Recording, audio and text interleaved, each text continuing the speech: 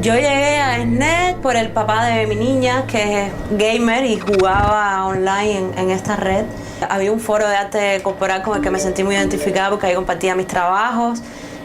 Hacía incluso mi promoción por ahí de mi trabajo. Me reencuentro con un amigo mío de la adolescencia, un muchacho al cual quería muchísimo, con el que había compartido muchas cosas, muchas vivencias en la adolescencia, con el cual tenía mucha confianza.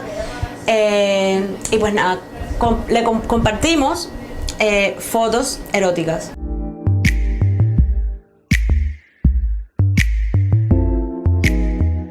A pesar de su carácter aparentemente intangible y virtual, las llamadas ciberviolencias representan una amenaza real y peligrosa en la sociedad actual. Contrario a lo que podría pensarse, este tipo de violencia no es menos perjudicial que las formas más tradicionales de agresión. El testimonio que escuchamos al inicio y que nos acompañará en este podcast, recogido en el documental Golpes de Clic de la periodista Laura López Montoto, llama la atención sobre la importancia de comprender la gravedad de las ciberviolencias y adoptar medidas para prevenirlas y abordarlas de manera efectiva en una sociedad cada vez más digitalizada. Esto es Alcemos la Voz, un podcast de la corresponsalía en Cuba del Servicio de Noticias de la Mujer de Latinoamérica y el Caribe. Yo soy Lisandra Fariñas y estos serán unos minutos de audio para juntos aprender a reconocer, cuestionar y prevenir esos peligros que desde la red de redes nos acechan. Acompáñenos.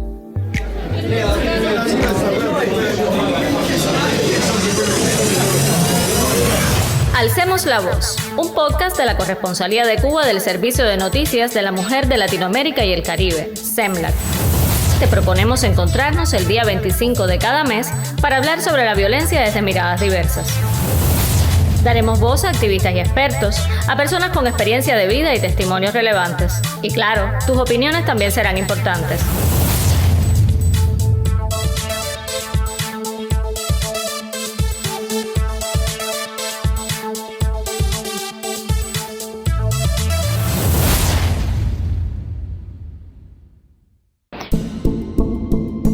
Y entonces este amigo me habla de otro foro y me dice, oye, mira, donde, ¿sabes? En cualquier lugar puedes encontrar clientes, entra a este chat.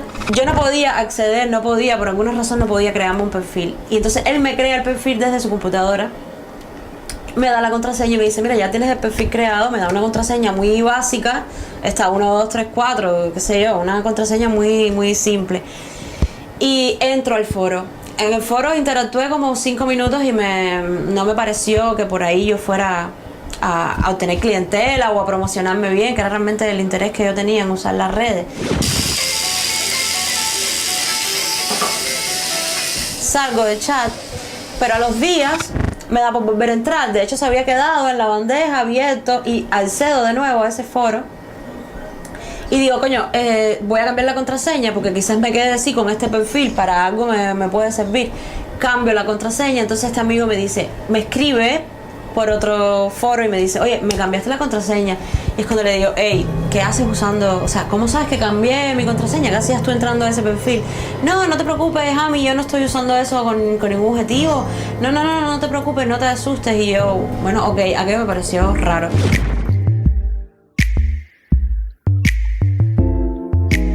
En la era digital, Internet ha amplificado los patrones machistas y las conductas violentas, trasladándolas del ámbito físico al virtual.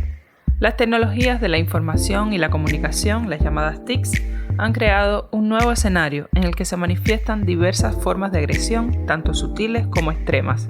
¿Cuáles son las características principales que distinguen las violencias en esos entornos? En primer lugar, en la virtualidad, la víctima no puede escapar, ya que puede recibir mensajes constantes en sus dispositivos electrónicos. Además, estas agresiones pueden alcanzar grandes audiencias dentro de un grupo en comparación con las agresiones tradicionales, que suelen ser dirigidas a grupos reducidos. La posibilidad de utilizar seudónimos en Internet y la falta de necesidad de confrontación cara a cara brindan al agresor cierta invisibilidad. A diferencia de los enfrentamientos físicos, el hostigamiento en línea puede perdurar en el tiempo, ya que se guarda en los medios digitales. La movilidad y conectividad de las nuevas tecnologías permiten que estas agresiones ocurran en cualquier lugar y momento, traspasando los límites físicos. Además, el agresor puede manifestarse de manera rápida y cómoda con un simple clic, sin temor a ser confrontado. En el contexto cubano, la presencia en Internet ha experimentado un notable crecimiento en la última década debido al proceso de informatización de la sociedad. Según el informe Digital 2022 de la agencia británica We Are Social, alrededor de 7.690.000 personas en Cuba están conectadas a Internet, lo cual representa el 68% de la población, cifras estas que van en aumento. Abordar esta problemática y promover un uso responsable y seguro de las tecnologías digitales es entonces una necesidad.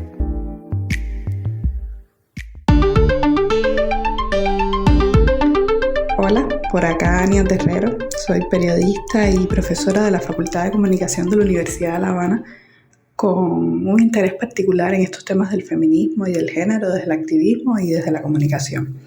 Yo creo que para hablar de ciberviolencia, lo primero que hay que entender es que la ciberviolencia de género o la violencia digital de género es aquella que se comete a través de dispositivos móviles, internet, plataformas de redes sociales. Es decir, que las tecnologías de la información y la comunicación pueden servir como plataforma de conductas intencionales, hostiles, repetidas, que hacen daño a las mujeres. Visibilizar ese conflicto como un conflicto estructural que viene a ser la extensión en la vida de las redes de un problema de la vida diaria implica entender que esa violencia de género diseñada para subordinar a las mujeres, para legitimar las posiciones de poder de los hombres, en las redes sociales y en los espacios de internet en general adquieren otras formas de manifestarse y utilizan diversos medios electrónicos como los chats, los mensajes de texto. Entender ese fenómeno desde un punto de vista estructural y analizar cuáles son sus manifestaciones, yo creo que es el primer desafío para visibilizarlo, es decir, entender de qué va, cuáles son las formas específicas en las que se expresa, dígase a través de la violencia sexual a través de las redes, el chantaje sexual a través de fotos o el control a través de esos espacios o otros de las tantas maneras en que esa violencia se da allí. Es decir, digamos que en las redes ocurre una reconversión de las formas tradicionales de la violencia de género que están, en cierto modo, marcadas por la manera en que se dan la interacción en esos escenarios. Se naturaliza que las parejas tengan que conocer las contraseñas de las redes sociales del otro integrante de la pareja y que puedan leer sus mensajes y conocer su vida en redes, entendiendo eso como un acto de amor. Hay formas de violencia sexual directa, dígase el uso de fotos íntimas para chantajear a otra persona a través de las redes, la suplantación de identidad, el acoso a menores a través de esos espacios. Y hay otras formas de violencia estructural diseñadas para invisibilizar y cancelar a las mujeres. Muchas investigaciones demuestran que cuando hay mujeres con una voz fuerte en estos espacios de redes, tienden a recibir hate, acoso, ataques en línea por defender sus posiciones, sobre todo si tienen que ver específicamente con temas de género. Y lo curioso es que esos ataques muchas veces están dados no por lo que la persona está defendiendo, sino que se centran en su forma física o en el rol que deben jugar en la sociedad y se les acusa de gordas o de no prestar atención suficiente a sus hijos o de no ser buenas esposas, cuando lo que esa persona está defendiendo es un punto de vista político o social y tal. Entonces, teniendo eso como un punto de partida, yo creo que ese es el primer desafío, entender de qué va el conflicto, cuáles son sus manifestaciones, para a partir de ahí empezar a generar estrategias para prevenirlo y enfrentarlo. Mi nombre es Ivonne Hernán Tames, soy la coordinadora del área de atención a mujeres víctimas de violencia del Centro Óscar Arnulfo Romero. Esta creación de las TIC han facilitado la reproducción de conductas violentas en una gran cantidad de audiencias, fundamentalmente hacia las mujeres, favoreciendo además una vía más para ejercerla. Mi nombre es María Teresa Díaz Álvarez, soy psicóloga de formación, máster en sexualidad y doctora en ciencias sociológicas. Trabajo en el Centro Óscar Arnulfo Romero y ahí coordino el programa de género que tiene que ver con el trabajo con los hombres, con las masculinidades, y también tengo una experiencia importante en los temas de violencia y específicamente dentro de la violencia sexual. es una forma de vulnerar los derechos de las mujeres, de las niñas, de las adolescentes y que ocasionan daños psicológicos y emocionales en la vida privada, en la intimidad, en la imagen corporal de las personas, porque a veces se utilizan vías para enviar textos, imágenes, sonidos con contenido erótico, se realizan proposiciones injuriosas, se divulga información confidencial o falsa que pudiera afectar la privacidad de las personas, todas ellas como forma de intimidación. Es decir, de lo que trata esta forma de acoso es de intimidar, de molestar, de humillar, de atemorizar, de chantajear y constituye sin duda alguna una forma muy clara de ejercicio del poder y de ejercicio del control machista. Han aparecido muchas modalidades, por ejemplo está lo que se conoce como el sexting sin consentimiento. El sexting como tal, con consentimiento, tiene que ver con el intercambio de imágenes de video, fotografías, etcétera, entre dos personas y esas fotos, esas imágenes, esos videos tienen un contenido sexual y tienen un carácter de intimidad entre esas dos personas. Lo que pasa es que cuando ese sexting o cuando esa situación se produce sin el consentimiento de una de las partes y se expone públicamente, entonces ya deviene una forma de acoso y de delito importante porque se expone a esa persona en las redes sociales y eso luego, se viraliza de una manera importante y se está violando la intimidad de las personas. Por eso yo siempre digo que el que practica, las personas que practican, las parejas que practican el sexting deben siempre estar conscientes del riesgo que corren, porque una vez que se disuelve el vínculo afectivo, el vínculo amoroso o sexual, el vínculo de lo que hayan tenido esas dos personas, a veces acontece la venganza, la humillación, el deseo de desacreditar a la otra persona y se utiliza esta forma de acoso, esta forma de violencia contra las mujeres y causa, por supuesto, mucho malestar. Me escribe un hombre desde el perfil de una mujer.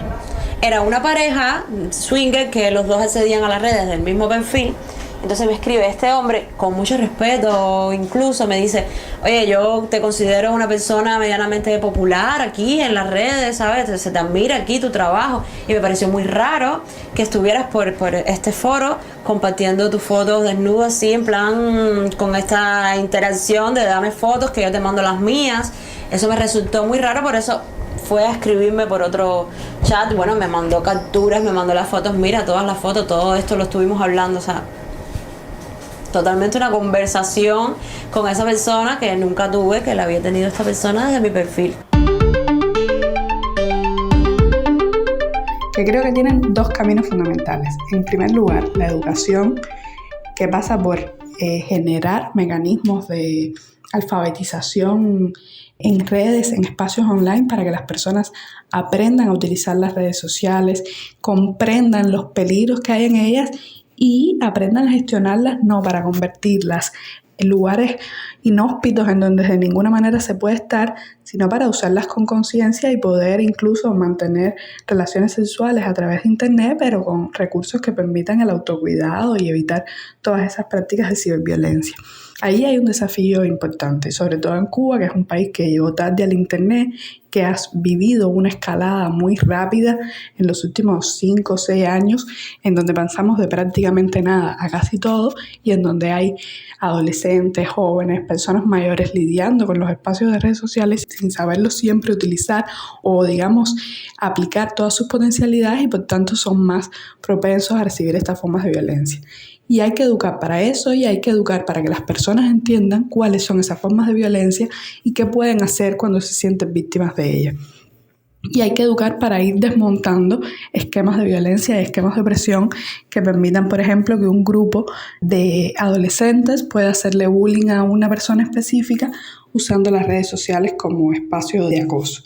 Hay un desafío legal que tiene que ver con visibilizar de forma clara estos problemas en las normativas. Ya hay algunos primeros pasos dados.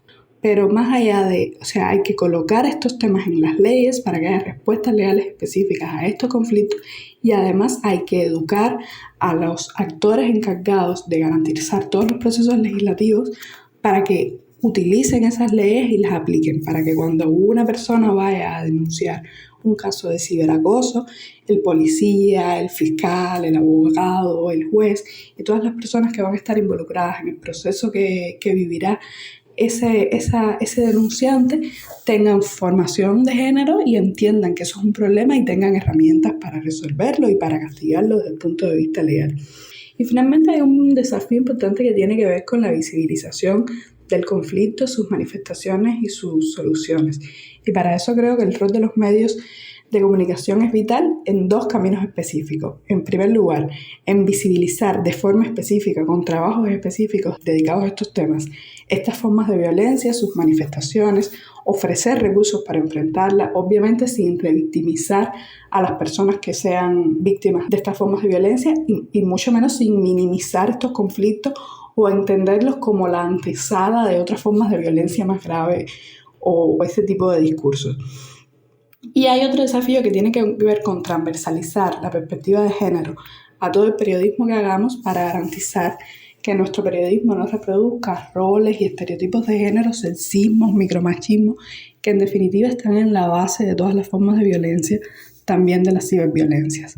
Por ahí van, yo creo, algunos tips resumidos, pero yo creo que ahí el punto más urgente, digamos, más central, tiene que ver con entender que esto es un problema, cómo se manifiesta, y ir trazando los caminos para visibilizarlo y encontrar soluciones colectivas que partan de la educación, de la prevención, de llevar estos asuntos a las escuelas, a los medios, a los espacios de socialización de la familia y luego, obviamente, a articular una respuesta legal específica. Si no hay una respuesta, digamos, triangulada a este fenómeno, los esfuerzos tenderán a ser insuficientes. Las alertas en cuanto a esto que debemos de promocionar es que las personas, y sobre todo los jóvenes, tienen que adquirir información objetiva sobre los riesgos que implica el mal uso de las TICs. Hay que tener en cuenta que hay que proteger la intimidad, incluso en relaciones cercanas que después vemos que pueden exponerse de una manera muy dañina para la víctima. También hay que desarrollar la capacidad crítica y de discusión ante el riesgo de normalizar estas conductas violentas y sus diferentes manifestaciones en el entorno virtual. Por ejemplo, hay un ejemplo que sale mucho de los jóvenes y hay que tener en cuenta también la diferencia de género, si es hacia los hombres o hacia las mujeres. Cuando una pareja, por ejemplo, la muchacha llama constantemente o trata de controlar constantemente al muchacho, si usted le pregunta a los jóvenes, dice, no, es que esta es una mujer tóxica porque lo está acosando constantemente. Pero si es al revés, o sea, si es que el muchacho que la llama constantemente y le pregunta cómo estás, dónde estás, con quién estás, enséñame la ropa que llevas, entonces el ideario, el imaginario juvenil lo asume como que es un muchacho que está muy interesado por la muchacha, que la quiere mucho, que es muy romántico. O sea, que fíjense que la misma actitud desarrollada por hombres o por mujeres se interpreta de manera diferente. En esto hay que tener también una alerta. Además de adoptar precauciones básicas en relación al manejo de la información facilitada en las redes sociales, hay que tener un mínimo de idea que hay que protegerse. Y, por supuesto, igual que en cualquier espacio, hay que desarrollar habilidades emocionales y sociales que faciliten una relación equitativa entre las personas, que no permitan el ejercicio del poder. Y además profundizar en los conocimientos sobre los riesgos y consecuencias que origina el uso inadecuado de las TIC. Puede hacer tanto daño como cualquier otro ejercicio de la violencia. En tanto ha sido una tecnología que ha llegado para quedarse, pero que tiene sus múltiples beneficios y múltiples riesgos. Solamente estar al tanto y reconocerlo. Pienso que es una manera de poder evitarlo. Propuestas a voz.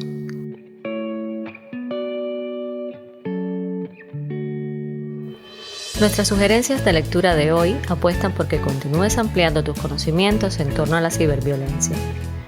La primera recomendación que te hacemos es el informe Protección de Infantes y Adolescentes desde Entornos Virtuales, que recoge las memorias del evento académico Adolecer 2022, un encuentro que desde hace casi una década realiza el proyecto educomunicativo Escaramujo. Este proyecto institucional de la Facultad de Psicología de la Universidad de La Habana tiene como objetivo general contribuir al desarrollo psicosocial de niñas, niños y adolescentes en Cuba, fundamentalmente en aquellos y aquellas que viven en condiciones de vulnerabilidad social. Temáticas como los retos de la virtualidad en la socialización de nuestras infancias y adolescencias en el contexto cubano actual, los riesgos y oportunidades en el consumo de las redes digitales y las nuevas tecnologías, así como las buenas prácticas en la protección de las infancias y las adolescencias desde los entornos virtuales, aparecen recogidas en este documento disponible en la web de UNICEF Cuba. Como segunda propuesta te traemos el artículo Deepfakes sexuales. El acoso de las menores de Almendralejo consolida una nueva forma de violencia machista, un tema que en tiempos de inteligencia artificial y redes sociales cobra particular relevancia. Cuando Kanye West estrenó el videoclip de Famous en 2016, nadie se sorprendió ante las imágenes de cuerpos desnudos que se sucedían en la pantalla. Era la enésima ocasión del rapero transitando los caminos de la provocación, algo a lo que ya tienen acostumbrado tanto a fans como a detractores. El video lo protagonizaba una réplica de cera del propio artista y 11 maniquíes desnudos compartiendo cama. Las figuras representaban a personajes famosos del panorama estadounidense, entre quienes se encontraban Kim Kardashian, Donald Trump, Anna Wintour o Rihanna. La cantante Taylor Swift, quien también aparece en escena, denunció públicamente su inclusión en el trabajo de West. Según la artista, no había dado permiso para que el rapero la mencionara en un verso de la canción cargado de misoginia, ni para que usara su imagen y distribuyera su falso desnudo en un momento en el que todavía la tecnología deepfake no se había popularizado. Aunque esta técnica de inteligencia artificial, que permite crear videos, imágenes o audios hiperrealistas, es usada en diversos ámbitos y con distintos fines, se han acumulado casos en los que el objetivo es difundir desnudos ficticios de mujeres creados sin su consentimiento. Y es que buena parte de este tipo de creaciones digitales son contenido sexual o pornográfico. No es una broma de mal gusto ni un hecho sin trascendencia para quien lo sufre, sino una nueva forma de violencia machista emergente y cada vez más común. Así lo califica el Instituto Europeo de Igualdad de Género, que engloba las deepfakes en la categoría de ciberviolencia. La lista de ejemplos es bastante larga. Si quieres conocer más sobre este fenómeno, no dudes en dar clic en nuestra web, redsemlac-cuba.net. Y esto es todo por hoy. Pronto volveremos con propuestas a vos.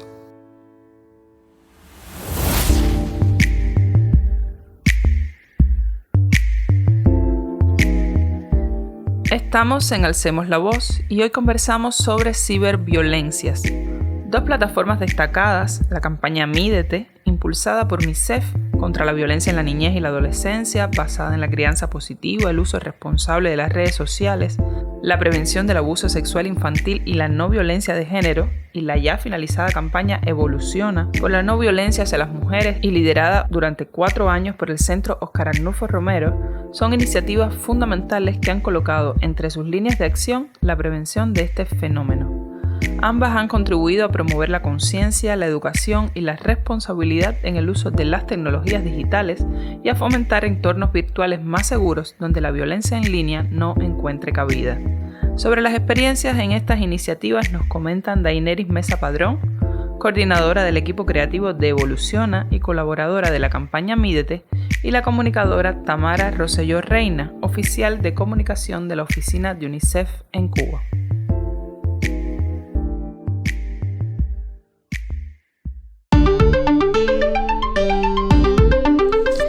A partir de mi cercanía con el tema de las ciberviolencias, a través de las campañas de comunicación como Evoluciona por la no violencia hacia las mujeres del Centro Óscar Arnulfo Romero y de Mídete contra la violencia en la infancia y la adolescencia de UNICEF en Cuba, he sacado algunos aprendizajes.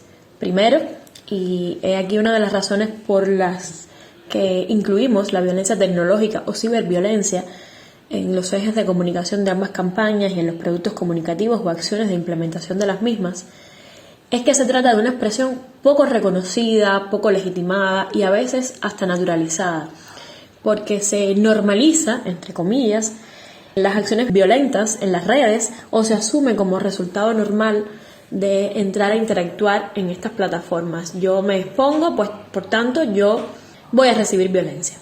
También considero que el poco terreno legal que hemos recorrido para clasificar o para castigar este tipo de delitos hace que sean menos las personas que se animan a denunciarlo, a reconocerlo y a hablar sobre ello.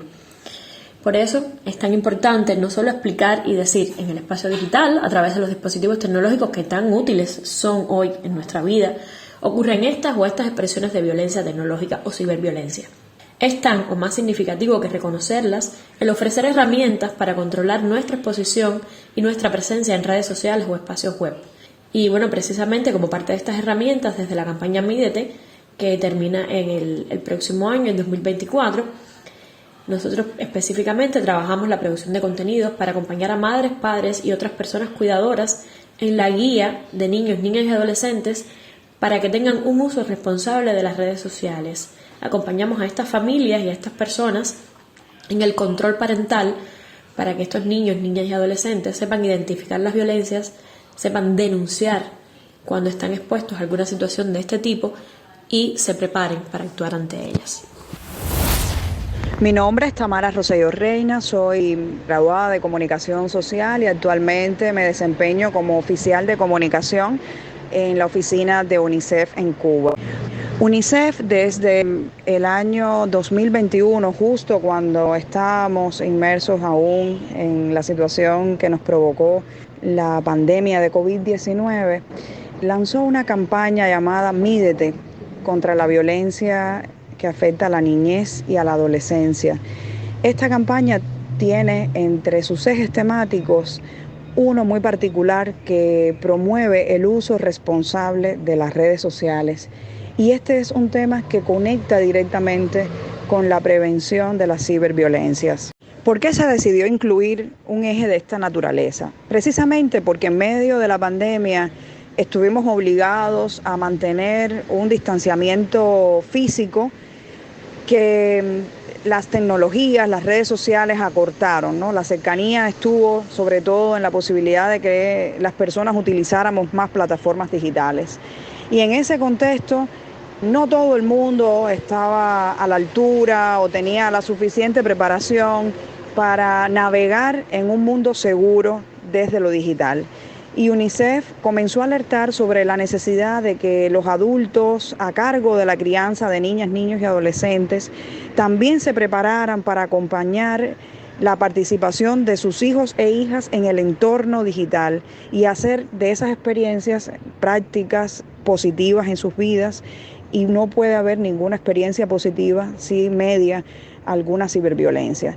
Por eso, entre los ejes y los contenidos que de inmediato se empezaron a generar, estaban recomendaciones para las personas adultas relacionadas con el cuidado de su información personal, de las fotografías y también de su actuación cuando presencian en el entorno virtual expresiones de violencia, cómo cortar esas cadenas de violencia, cómo evitar que sus niñas y niños se expongan a esas violencias o que sepan cómo actuar cuando una persona desconocida, por ejemplo, te pide que le mandes una foto que puede ser comprometedora, te pide alguna información sobre tu ubicación, sobre tu vida personal. Del entorno virtual y de esa primera fase en la que la campaña Mídete se concentró básicamente en compartir contenidos con nuestros usuarios en redes sociales, hemos pasado progresivamente y también en la medida en la que el país normalizó la apertura y los espacios más de encuentro en las escuelas, actividades culturales, en fin, hasta que llegamos a la normalidad, empezamos a tener esos otros espacios de encuentro ya más presenciales. Y el eje en particular de prevención de las ciberviolencias, de uso responsable de las redes, nos ha conectado con otras iniciativas, con otras experiencias que también están en el país abogando por una formación, por una alfabetización en el uso de las tecnologías que incorpora esta dimensión de prevención de la ciberviolencia, de comprender cuáles son sus expresiones, cuáles son sus manifestaciones, a la par que uno aprende a utilizar una plataforma, a publicar una foto, a etiquetar, pues que aprendas también que tus prácticas en ese contexto te pueden exponer o no a ser víctima de violencia.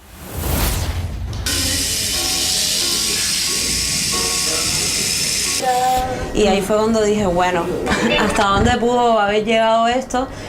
¿Sabes? Lo que me incomodó, lo que me molestó, no fue como tal que se viralizaran un poco mis fotos. No me sentí, o sea, sí, eso está mal, pero como te digo, las fotos eran fotos eróticas, fotos con las que me sentía cómoda, fotos que me gustaban, más bien eran fotos de los senos, fotos de las cuales no me avergüenzo para nada. Pero con lo que sí me sentí muy violentada era con el hecho de que alguien estuviera usando mi identidad, se estuviera haciendo pasar por mí, sobre todo con este objetivo de sacarle más fotos, o sea, sacarle fotos desnudas a otras mujeres.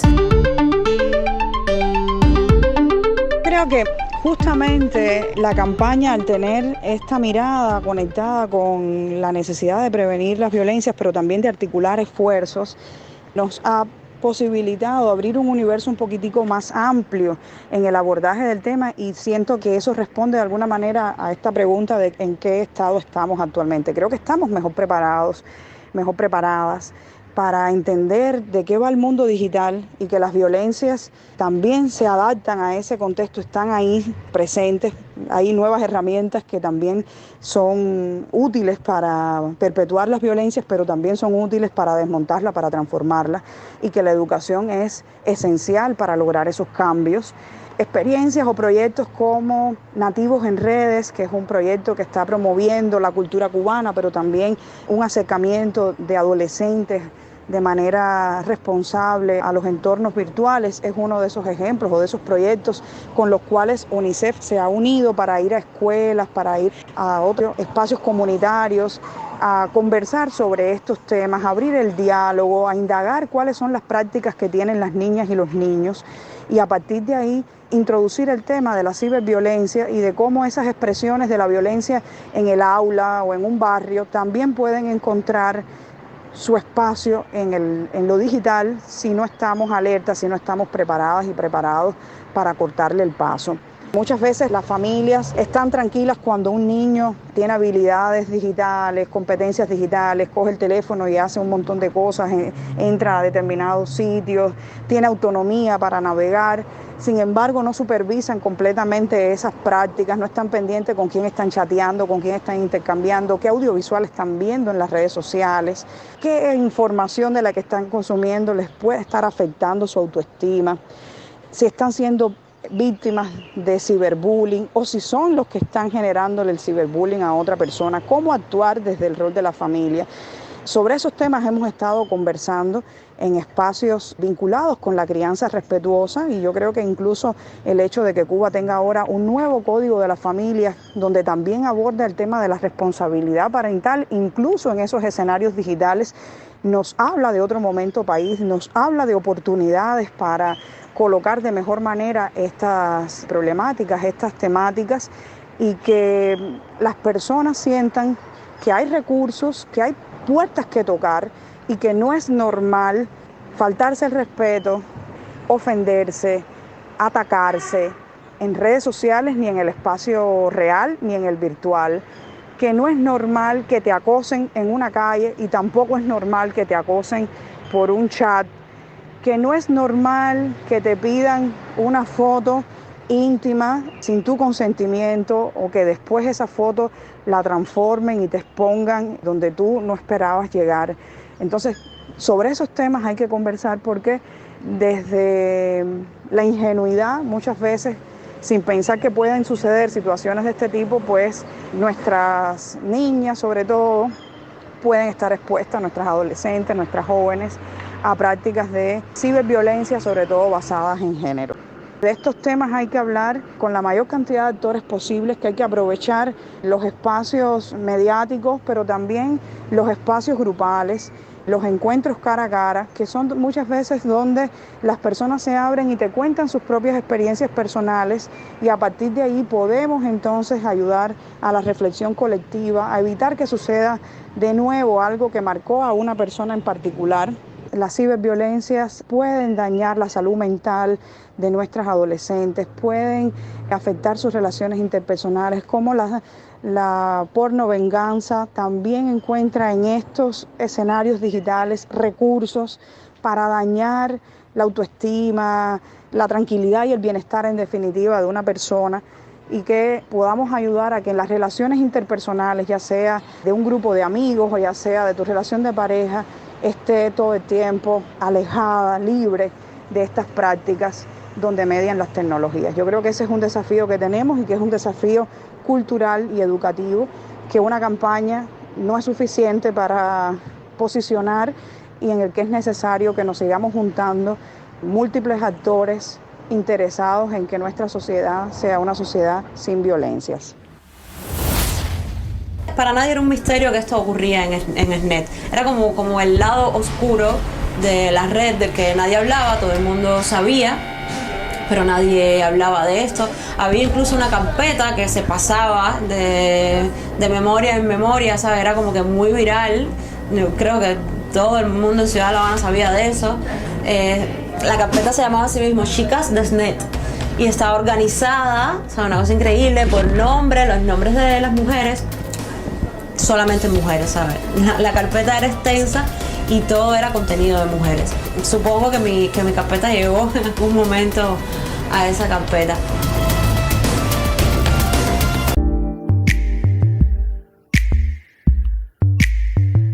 Golpes de clic. Un acercamiento a la ciberviolencia de género en el contexto cubano actual, de la periodista Laura López Montoto, es una clara aproximación a los diferentes modos en que puede manifestarse la violencia en el entorno digital. La autora de este documental señala que la violencia de género que se ejerce contra las mujeres desde la virtualidad constituye un fenómeno que aún necesita estudiarse y visibilizarse. Asimismo, la ausencia de acciones educativas sobre el problema y el desconocimiento que prevalece en torno a los recursos legales para combatirlo hacen de Cuba un escenario perfecto para su desarrollo, lo que demanda atención urgente y articulada.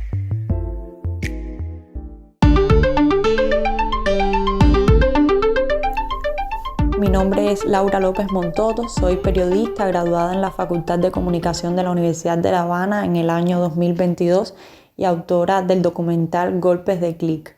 Golpes de Clic es el resultado de mi trabajo de culminación de estudios. Es un documental audiovisual que aborda la ciberviolencia de género contra mujeres en el contexto cubano actual, es decir, aquellas manifestaciones de agresión, de acoso, de discriminación y de violencias en manera general que tienen lugar en las redes sociales, en las plataformas digitales, contra las mujeres, pero específicamente por cuestiones relacionadas con el género, por determinados estereotipos, por determinados roles que cumplen o no. Y el documental se narra a partir del testimonio de 6 mujeres que han vivido, han sido víctimas, han sido sobrevivientes de este tipo de violencia digital. Por supuesto, mujeres que de una forma u otra han superado el asunto, se sienten con la fortaleza para contarlo. La idea surge desde el año 2018, no como un documental, sino como un trabajo más de clase, ya que en las conversaciones cotidianas que tenía con amistades o con personas conocidas me daba cuenta de que cada vez salía más en los temas de conversación historias de personas que eran agredidas, que eran acosadas en redes, incluso sexualmente, y era algo que cada vez estaba teniendo más lugar. Pero es que precisamente en ese año es que se accede, en Cuba de manera más masiva a la conexión a Internet a partir de la habilitación de los datos móviles, y por tanto no era una mera casualidad, más acceso, más personas usando redes sociales, más personas que quizás no estábamos preparadas porque el Internet llegó de manera muy abrupta en el país sin tener una preparación previa, una educación previa, y por tanto muchas personas quizás no sabíamos usarla del todo bien, muchas personas no sabíamos cómo comportarnos de la manera más benevolente para el resto de la sociedad. Y y en ese momento también Cuba tenía una menor fortaleza, vamos a decir, jurídica o incluso de educación, de conocimiento en temas relacionados con las violencias de género, ¿no? Luego ya en el 2019, a partir de la firma de la Constitución, Código de la Familia y todas las campañas de comunicación que trajo consigo, incluso la actualización del Código Penal, ya tenemos una mayor preparación, no solo educativa, sino también desde el punto de vista jurídico. Al hablar con estas mujeres que participaron en la producción del documental, pues te das cuenta que esas agresiones digitales tienen los mismos efectos que una agresión que puede tener en el espacio físico, incluso con mayores complejidades, como pueden ser el anonimato de esa persona que está agrediendo, como puede ser también la atemporalidad, ¿no? Porque si bien la agresión en el espacio físico tiene lugar en un momento determinado, la agresión que tiene lugar en el entorno digital puede ocurrir en cualquier momento de las 24 horas del día, incluso en las 24 horas del día sin parar. Entonces son características específicas de ese espacio que complejizan entender el fenómeno y sobre todo prevenirlo. No creo que haya una solución más allá de que sí pueda haber fortalecimiento desde el punto de vista legal, fortalecimiento desde el punto de vista comunicacional, sobre todo desde el punto de vista académico, pero es un fenómeno como todos los relacionados con las violencias de manera general, incluyendo las del espacio físico, que no tiene otra manera de prevenirlo que no sea la educación. La educación desde edades tempranas, el inculcarle a las niñas, a los niños, que todas las personas debemos gozar de los mismos derechos, de las mismas oportunidades, que esas diferencias tan marcadas que a veces se dan entre hombre y mujer simplemente son eso mismo, son estereotipos, son roles que se asignan y no son las realidades que deberían existir. Y te das cuenta de eso, ¿no? Que incluso al tener un mayor alcance puede ser un fenómeno más peligroso que muchos otros que tienen lugar. Y creo que el desafío está ahí. El desafío está en prevenir el fenómeno y bueno, sobre todo también atenderlo una vez que ocurre. Pero para ello necesitamos un fortalecimiento del ámbito jurídico, fortalecimiento también de la comunicación, ¿no? En ese sentido que creo que Cuba poco a poco está dando pasos en función de ello y lo ha demostrado. Aunque es verdad que desde el punto de vista digital estamos un poco más atrasados, pero realmente no hay otra forma de prevenirlo que no sea a través de la educación, de la concientización y de mostrar el problema como una violencia, aunque haya una pantalla de por medio.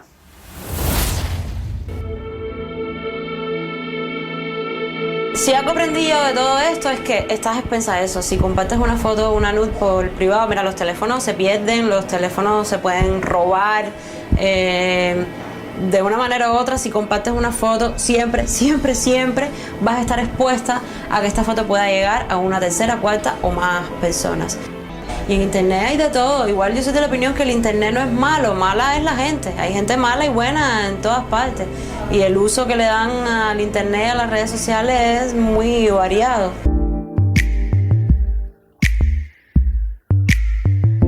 ¿Tu vida privada está en las redes digitales? ¿Aceptas relaciones en redes que no tienes interés de desarrollar? ¿Controlas quién puede ver tus contenidos y obtiene tus datos? ¿Envías información, fotografías íntimas que comprometan tu identidad o contactos? ¿Tienes en cuenta que toda la información digital deja huella y es recuperable a largo plazo? Con estas 5 preguntas que forman parte del juego de cartas colaborativo en La Enredadera y que nos proponen reflexionar sobre quiénes somos en las redes sociales y los retos que ellas nos plantean para prevenir ciberviolencias, nos despedimos. Tus respuestas dirán si andas con pasos seguros en la virtualidad. Recuerda garantizar que tus claves de acceso a servicios y plataformas online sean difíciles de descifrar. Verifica la información que publicas y quiénes pueden acceder a ella y poner, a su vez, al alcance de terceras personas. Y si alguna manifestación de ciberviolencia llegase a tu vida, no lo dudes, alza tu voz. Yo soy Lisandra Fariñas y te invito a encontrarnos los 25 de cada mes en estos, unos minutos de audio contra la violencia.